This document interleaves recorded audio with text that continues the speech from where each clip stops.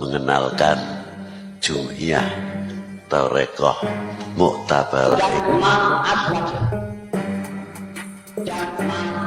Ini tantangan Allahumma sholli wa. Assalamualaikum. Panjenenganipun Habib Lutfi bin Yahya. Panjenengan lahir berdarah Nahdlatul Ulama. Panjenengan besar di kalangan Nahdlatul Ulama. Panjenengan punya nama besar karena organisasi Nahdlatul Ulama. Panjenengan sangat dihormati dan disegani karena memimpin Jamaah Tarekoh Jatman, Jamaah Tarekoh Al-Mutabaroh An-Nahdiyah Nahdlatul Ulama. Tapi kenapa sekarang saat panjenengan lengser tidak terpilih jadi ketua Jatman PBNU, panjenengan mendeklarasikan membuat Jamaah Tarekoh tandingan dengan nama Jatma Aswaja.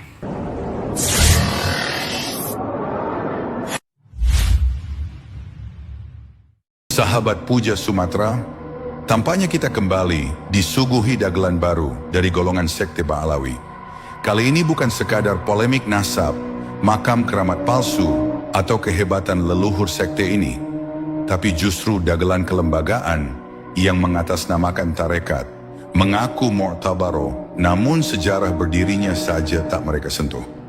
Fakta membuktikan banyak warisan leluhur Nusantara yang mereka palsukan, seperti makam leluhur, masjid, nasab, nama bandara, nama jalan, nama pejuang, sampai asal-usul STNK, SIM, surat nikah, dan banyak lagi yang mereka klaim hasil dari jerih payah pemikiran sekte Ba'alawi ini. Apakah di tempat kalian ada sesuatu yang mereka klaim dan diakui milik Ba'alawi? Silahkan tulis di komentar. Semenjak Jatman dipegang Habib Lutfi, maaf, sejarah pendirinya berbeda. Semenjak dipegang Lutfi, istilah Mustafat diganti Majelis Ifta. Biar pun tak tentang Pekalongan. Tolong ini jangan dirubah. Peninggalan Kiai Muslih Mustafat sudah tepat. Jangan dikasih Majelis Ifta. Majelis Ifta itu ranahnya fuqaha, bukan sufi. Sufi itu faidul barokat itu. Wa'diwal irsyad sufi itu. Setiap muktamar, orang-orangnya Habib Lutfi diingatkan untuk mengembalikan sejarah, nggak pernah mau. Assalamualaikum. Panjenenganipun Habib Lutfi bin Yahya.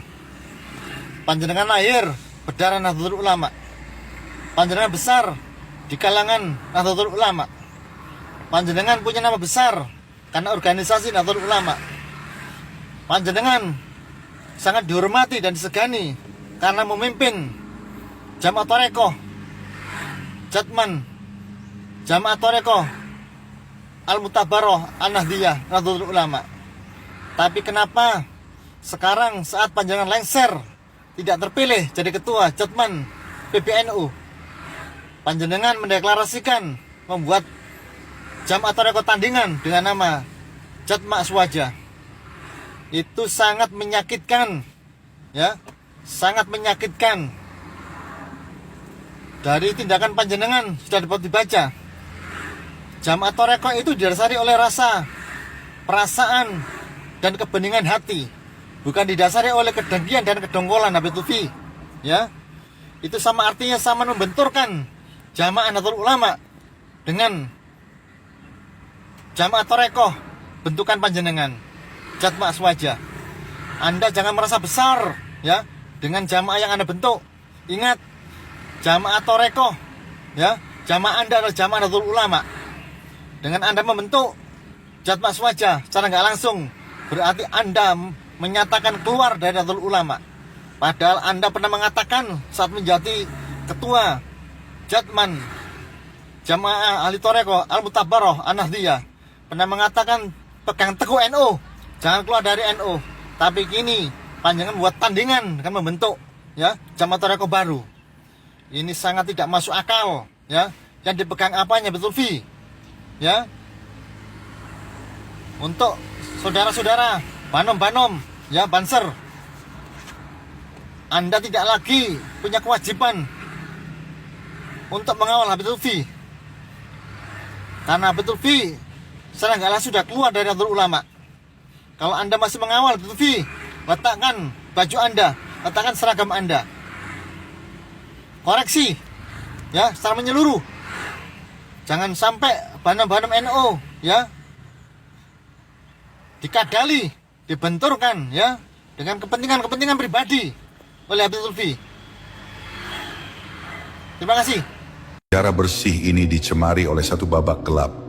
Saat seorang Habib dari sekte Ba'alawi imigran yang mengaku cucu Rasulullah tiba-tiba mengambil alih tampuk Jatman.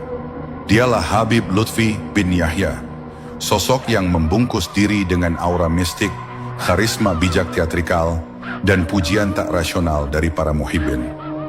Dari situlah mulai muncul bau tak sedap spiritual yang tercium oleh sesepuh Nahdlatul Ulama. Panggung tarekat berubah jadi panggung kekuasaan dan kepalsuan. Dan ketika Kongres ke-13 Jatman di Boyolali memutuskan untuk memberhentikannya, bukannya menerima dengan legowo, ia malah membalas dengan membentuk tandingan Jatma, sahabat puja Sumatera. Inilah yang kami sebut sebagai anak haram spiritual. Lahir bukan dari musyawarah mursyid, tapi dari ambisi yang luka. Sebuah kudeta senyap yang berbalut aura mistis penuh wibawa. Agar tetap bisa mencatut nama besar NU, logo Jatma pun menempelkan bintang 9 dan tali melingkar khas lambang NU. Sebuah upaya agar identitas tetap terjaga, kehormatan tetap eksis. Karena sejarah membuktikan cuma di Nahdlatul Ulama lah sekte Ba'alawi dapat hidup dengan lestari. Pak, kalau berbicara tentang penghormatan kepada habaib, hanya ulama NU yang menyuruh kita itu untuk menghormati para habaib. Di negara lain biasa aja tuh ketemu habib. Serius, saya udah berkeliling Pak ke banyak negara. Saya ke Afrika berkali-kali, ke Asia Selatan, Asia Tenggara, Asia Amerika Selatan. Saya tinggal di Amerika 5,5 tahun. Semua biasa aja, hanya di Indonesia. Karena apa? Karena kita memang diminta oleh ulama-ulama NU untuk membangun kecintaan kepada Nabi, harus menghormati dzurriyyah Nabi. Ini diajari kepada kita semua. Tapi hari ini apa? Oknum-oknum habaib justru mencaci maki ulama NU. Kurang ajar nggak? Jatma bukan lahir dari semangat hidup, tapi dari kematian marwah. Bukan dari semangat tajdid, tapi dari arwah kuasa yang tak rela dipensiunkan. Sahabat puja Sumatera. Tahun 1957, dari rahim spiritualitas ulama Nusantara, lahirlah Jam'iyah Ahli Thoriqoh Mu'tabaroh atau JATM, sebuah rumah besar yang dibangun dengan tirakat dan kesaktian leluhur Nusantara, bukan dari mimpi indawir kehebatan leluhur Yaman. Sebuah Jam'iyah yang digagas oleh kiai-kiai tulen bumi Nusantara seperti Kiai Muslih Meranggen, Kiai Nawawi Berjan, Kiai Baidawi Rembang, Kiai Romli Tamim, Kiai Khudori Tegal Rejo, dan para mursyid lain yang tak bersandar pada silsilah kepalsuan, tetapi pada kerja keras, sanad amaliyah, dan ilmu yang nyata dari hasil tirakat. Jatman adalah buah dari kerja keras, dari langkah Kiai Wahab Hasbullah yang mempersatukan para mursyid yang saling bertikai, rihlah ruhani para ulama yang ingin meredam konflik antar tarekat yang bertikai di wilayah Cirebon, Jawa Tengah, dan Jawa Timur. Sahabat puja Sumatera, jadi intinya, tidak ada satupun sekte Ba'alawi yang tercatat dalam sejarah berdirinya Jatman.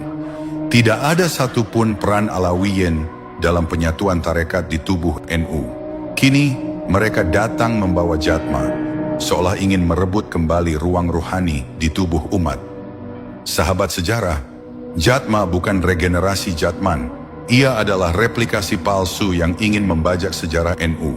Sebuah lembaga tandingan yang dibentuk oleh kelompok yang tak sabar ingin eksis dalam ruang tarekat tanpa pernah berjuang di dalamnya.